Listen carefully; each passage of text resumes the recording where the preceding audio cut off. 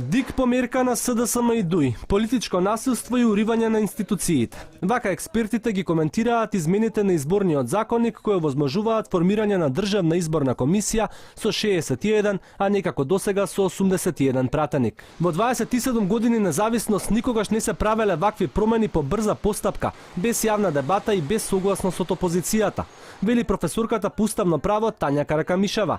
Според неа, власта прави страшен преседан кој ќе има трајни последици по правниот поредок. До сега, опозицијата постојано било консултирана и консенсуално биле носени правилата врзани со изборниот законник. Ова е прв пат опозицијата да биде трната настрана и да се прави вакво политичко насилие во делот на изменувањето на изборниот законник.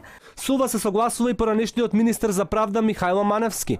Тој објаснува дека двотретинското мнозинство при избор на членови на ДИК е востановено како контролен механизам за да ја овозможи на опозицијата фер шанса на изборите.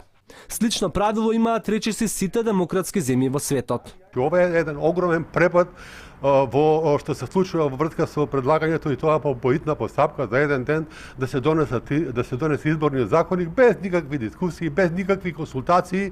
Значи тоа го нема, мислам дека тоа е врв, би рекол, ние на еден политички безобразлук, да ми опростите на зборот, меѓутоа друга квалификација за сето ова што се случува не може ни да се даде.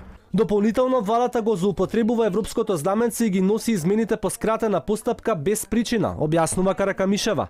Според неа, власта прави дополнителна манипулација и се повикува на мислење на Венецијанската комисија која не се однесува ниту на Македонија, ниту на ДИК, туку на Црнагора и на тамошниот судски совет.